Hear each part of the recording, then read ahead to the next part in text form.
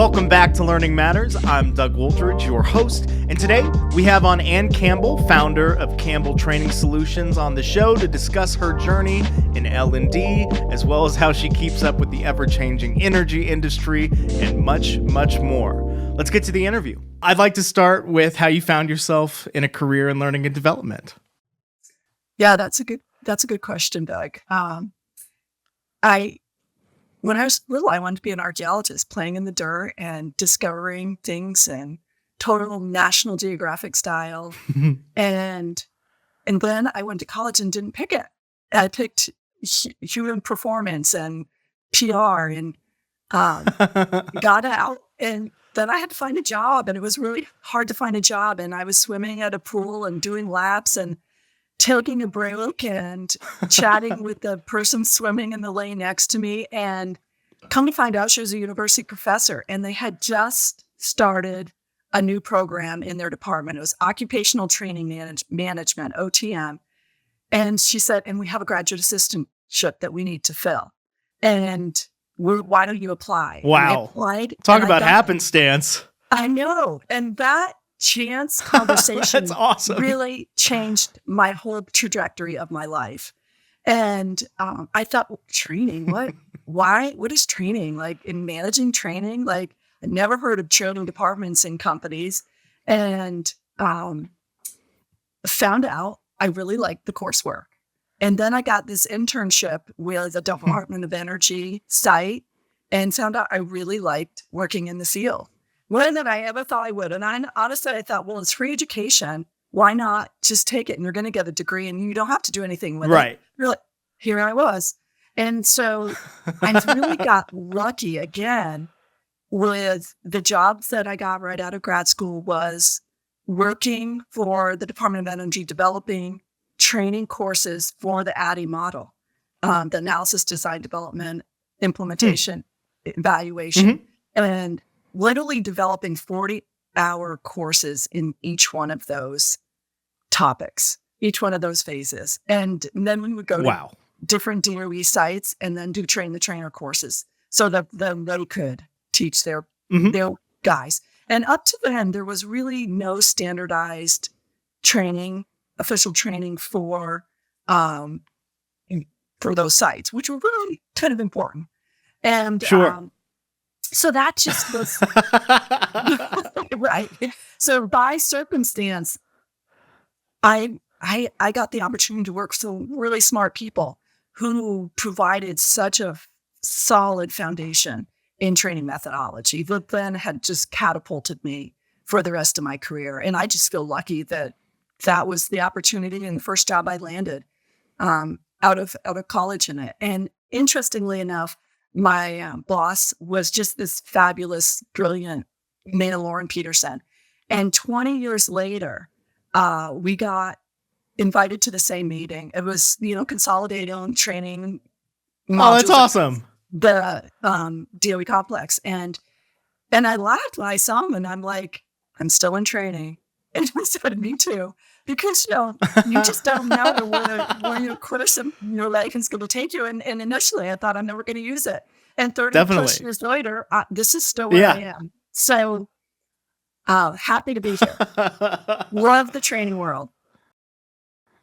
That's awesome. Yeah. And what led you to start Campbell Training Solutions? Well, after working in several different industries and having some really good experience under my belt, I was working for a safety training development training company that created off-the-shelf training courses, which is a great model, right? You build it once, sell it many times. And when we were definitely. But it was kind of templated, and it was all due to the regulations. And safety training is a great field to be into because it's regulatory driven. And you have to, if you have, over 150 employees or whatever it is, you have to provide certain training depending on your hazards. So the model shifted to where they didn't do custom. And my passion is custom. I love working with the client. I love finding out their needs. I love fitting and finding solutions to their needs. And so when they shifted, I just said, hey, I love to do my passion is with custom. I'm going to keep going along that path. And the CEO said, great. So that's where Campbell Training Solutions LLC was founded. And so here we are. Awesome. And can you tell our audience a little bit about what solutions that you guys offer? We are a content development company like TTC. We're small. I would say that what we really try and offer is edutainment, education, and entertainment. I love that. We have just a really solid team of creatives, and we call ourselves creatives, and we all work together with other companies, and we've all kind of gone on our own, and we do the 1099 model where, and trading has an ebb and flow to it. Like, okay, we're going to do needs analysis. Sure. Okay, we're into development. Okay, we need a video produced. We need an animation created. We need photography done. Like, you don't need an animator 40 hours a week. At least I don't. I mean, big companies might, but we don't. Right. And so we all have our own business, and we just help each other out, which is great. And they're so talented, and they come up with the most creative solutions. And we do good work. And so we offer engaging in training, and we all like to push the envelope, and we all like to think, would I want to sit through this? Yeah. And, that's our litmus test. And if it's training that's really super boring, that's a great question to ask. Yeah, and it's low budget. Well, how can we push the envelope enough to really offer a good learning experience for that learner and make it engaging? And then, it's all about retention. Like, how can we help them remember this later on? Exactly. And I mean, that's really just the whole importance of the job, is to set them up for success so that they can move on, be quick in their learning and then execution of it, so that they're not left sitting there, 2 weeks into their actual new career being like, oh my gosh, I don't even remember what we talked about because I was just reading content after content after content and can't quite exactly remember what the answer for this situation is. So yeah, having something that really impacts them and allows them to easily remember it later is imperative. So how did you decide to focus? I mean, obviously you started kind of in the Department of Energy, but how did you decide to focus on the energy sector for learning solutions? And what unique challenges or maybe opportunities does that industry present you? Yeah, I think that's a lot to do with geography, a lot to do with mentors. I have amazing mentors, and Andrew Skibbley, has been a great mentor. He's the CEO of ELB, and he said, I don't even know if I should say this, but he said, you're a dime a dozen. Oh, no worries. Yeah, you're a dime a dozen. There are a lot of content developers out there. Brutal. I know. Oh no. So that's going to make you unique. Sometimes the harshest truth can help, and sometimes it can be crushing. Or maybe a little bit of both. Yeah, I needed to hear that. And I said, well, I started with energy. Most of our clients are with energy. Why don't I specialize in energy? And he said, great idea. Like that's the logical solution. So that was good insight.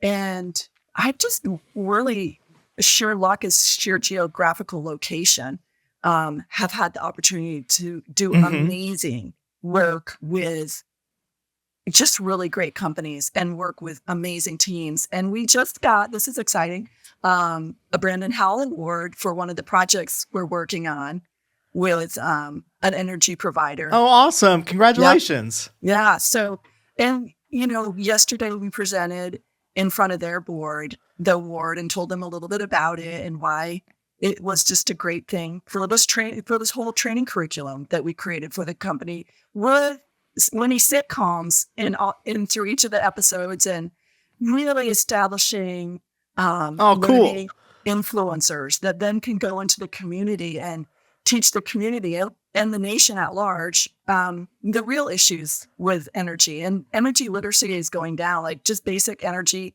really questions like, where does it come from? How is it produced? Who's your energy provider? The younger generation don't know. So it's been really good. And one thing I said is, these guys they partnered with Campbell Training Solutions, but we have become friends. And I think that's what I love about, working with people is that relationship. It's all about relationship. It's what it all comes down to. Yeah. And so that's been super I agree important. 100%. And what type of trends are you seeing as far as the way energy companies are approaching learning and development? Yeah, that's interesting. Right now, the Department of Energy is on the verge of making some big splashes, big changes. They've had what they are right now is that the U.S. our government has committed to net zero by 2050, and in order to get there, they are committed to clean energy solutions. And they have recently pumped in $400 billion into the energy sector through the couple new laws like the Infrastructure Recovery Act and the bipartisan infrastructure law. So and they just last week they just sent out a notice saying, we want to invest $100 million into workforce training and development for the nuclear industry. They'll say within the next 5 years, we're going to need 375,000 jobs to replace the coal the coal plants that they're shutting down and the nuclear plants that they're bringing on. So literally, they're investing oh my God, a lot of funds right now into the energy training world.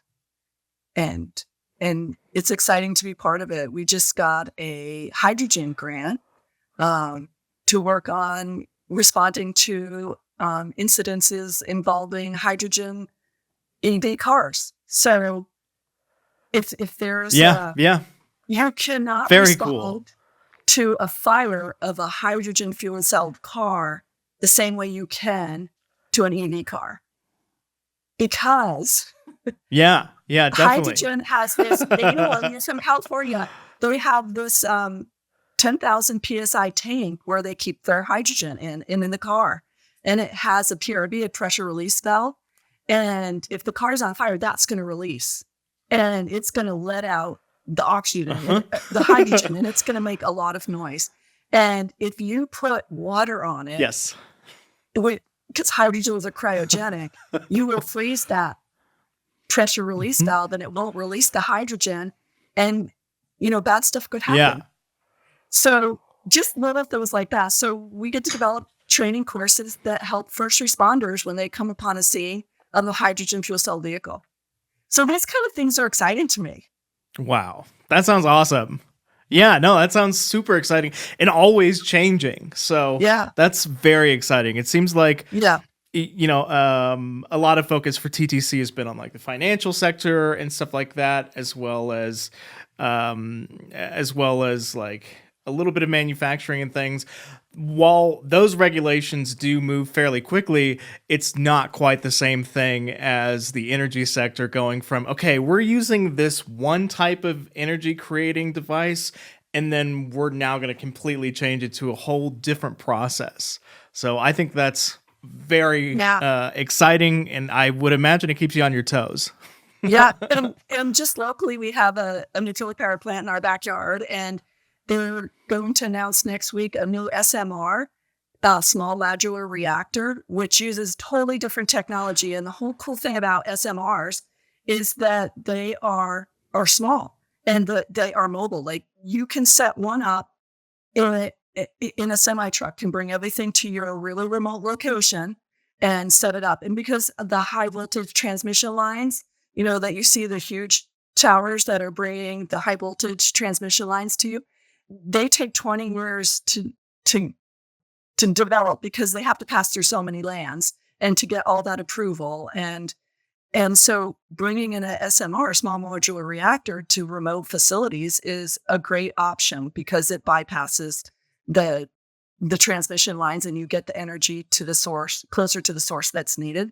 And so that technology is coming on, and especially with the data centers and with AI and the increase of need for electricity, because those, there's just some crazy, like our need for energy is going to increase by like 30% in the next 5 years because of the data crunching with AI.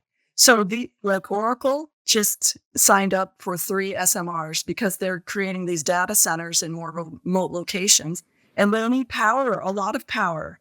So energy solutions are coming online soon. They're also using VR inside the core of nuclear reactors.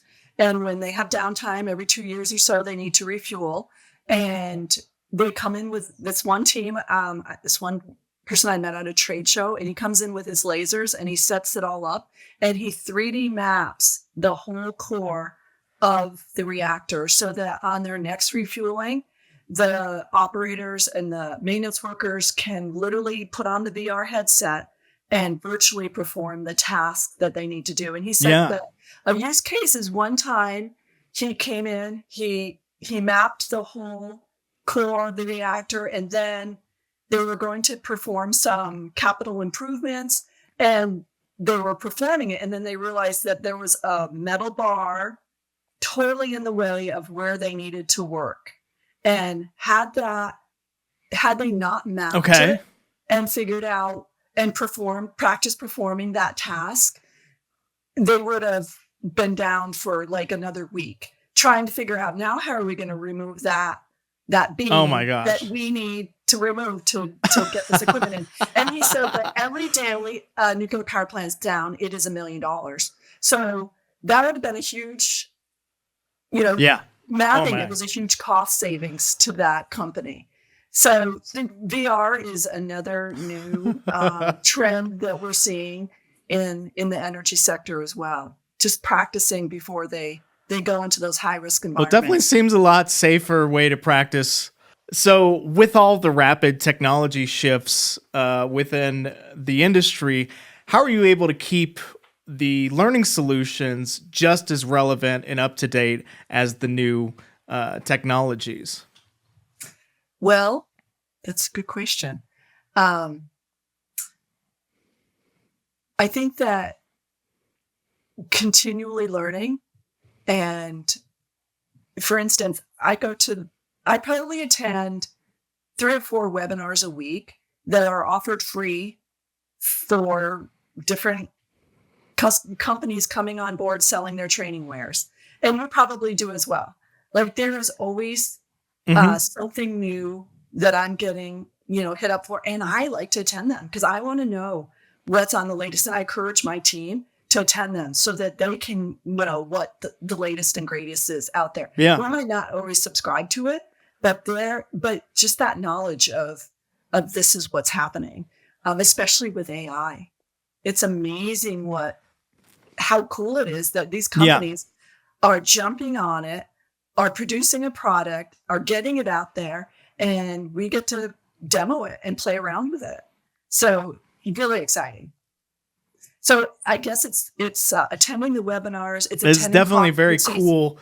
And speaking of AI a little bit, I'd love to hear your thoughts on utilizing AI for learning and development. I would imagine it's a little difficult to utilize some portions of AI due to the restrictions of working with the Department of Energy occasionally.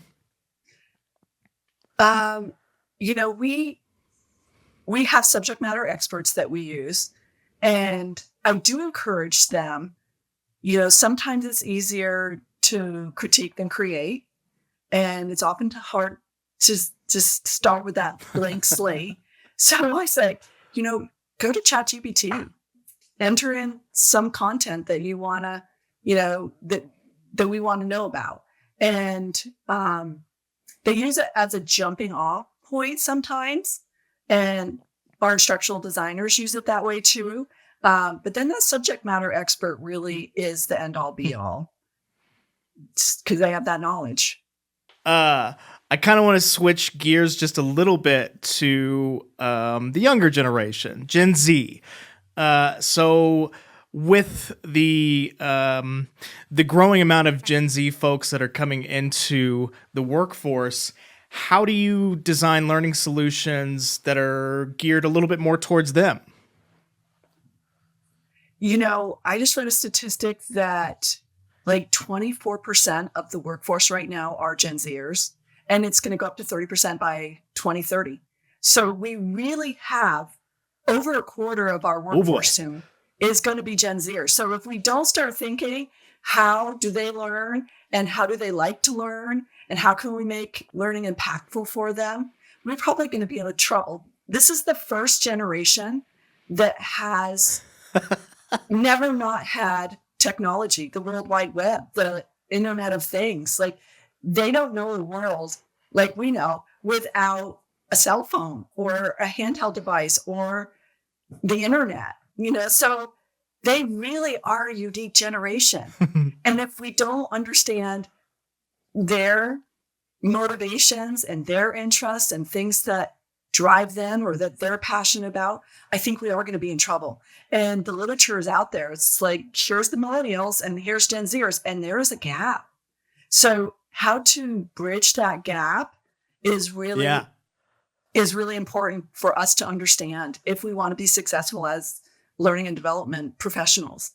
And they grew up, and if they have a question, where do they go?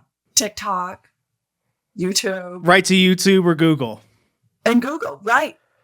And they don't think to ask somebody or to call somebody like we used to. We used to have to do. So that's their learning. And I think the more we can align ourselves with the way they learn and we use their platforms, the more successful we'll be. And they say that their attention span's like 8 seconds. And millennials are supposed to be 12. But I don't agree. I disagree with that a little bit because really, like, they will listen to 2 to 3 hour podcasts, multitasking, but still, like, they still want to learn about something, they will. So, and they have hyper focus. So I think that we can take that into consideration as well. And things that motivate them are a little different. Like, they want to really align with a brand that aligns with their worldview. And the closer the brand is, the longer they're going to stay. Yeah. I mean, you probably have heard it too. Business owners complain, like, I cannot keep my employees. I don't know what I'm doing wrong. And well, some of it is they have that luxury of job hopping, and they really want that work-life balance. And the more we can offer that to them, the longer they'll stay probably. But how do we train them? I think really is yet to be discovered and yet to be tried and tested. But I think the closer we can align to how they natively learn, the more successful we'll be. Micro lessons. Yeah, I would say that I think you're 100% correct on that. Yeah, I think like you said, the more that we align them to a learning process that is much more similar to how they learn, there's less pain points, less frustrations, those type of things, because it just makes more sense in their mind to be like you said, go to TikTok for this, go to YouTube, go to Google, instead of having to slosh their way through a extended amount of point and click type of learning that we're so used to. I would love to. Yeah, I would love to hear maybe some resources that have been influential to your path as an L&D professional, and books and those type of things. Well, I definitely love podcasts, probably because of the multitasking aspect. And I think Learning Matters is amazing. I have totally enjoyed your podcast. So great job. Thank you. Doug, yes. Shucks.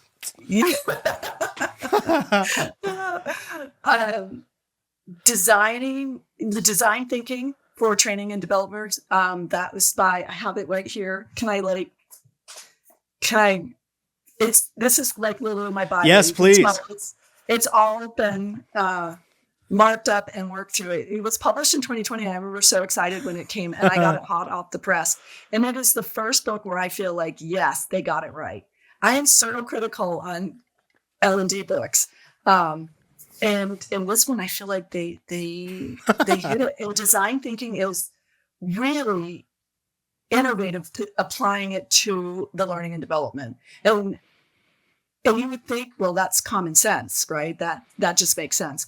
But to first put that learner first, and their step one is empathize. And as you empathize, you really get to know who you're designing and developing that learning for. And if you don't get that up front, you probably won't hit the mark and be successful in that training. And unless you understand what motivates the learner, what hobbies they do outside of work, develop personas that you're literally sitting in the seat of them taking it and wondering, okay, how do I create that lean forward moment right at the beginning to capture their attention? And what's the next question they're going to be wondering as I'm presenting this? And really, really developing from their focus of interest is so important. And they hit it. And when they say, do interviews, really gain perspective of that learner so that then you're going to develop, and then prototype, test it out, see how it works, and then iterate. And then, you're going to finally get to a really good product. And the projects where the client was willing to invest that time up front has produced such a better product in the end. And it has been such an exciting process along the way, because they are invested and they want this to be successful at the onset. And to work with companies that are interested in that is just really exciting. That's where we get excited as a team to know that, a solid analysis has been done. Yeah. Well, speaking with you today, Anne, it has been wonderful. And you have a lot of passion towards the learner, towards the industry as its own. How do you keep that fire burning? Well, to be honest, I think it waxes and wanes just with everybody.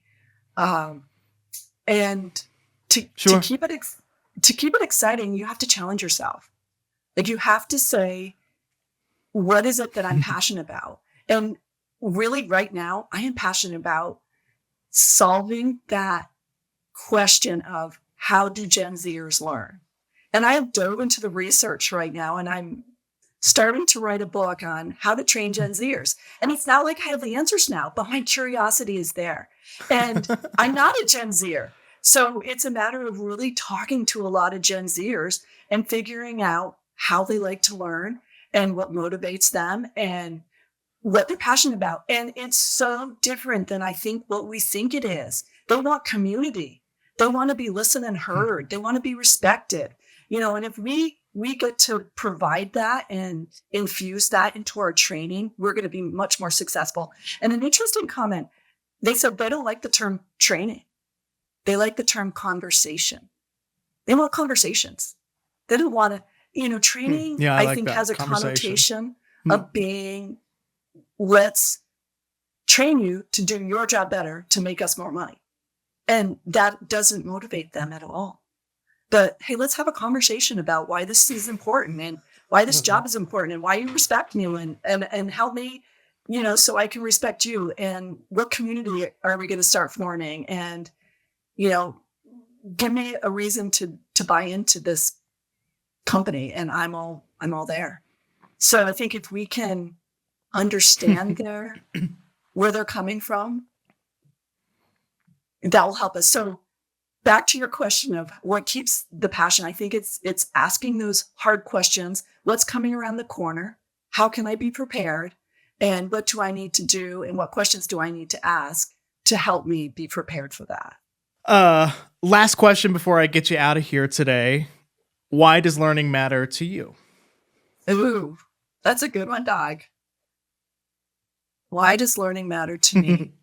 I think that quest for knowledge and that human improvement and continuous improvement models, I think there's something to it. And our ability to inspire others to want to do their job better and to perform, to operate that piece of equipment better, or to understand the corporate culture better, or to be a better citizen in our society. And the learning, especially in the energy literacy field, is important, because back to probably, digging in the dirt and wanting to make discoveries, Corianne wants to be a good steward and, help communities grow and be successful, and help individuals grow and be successful, and provide a good, clean environment for our next generation.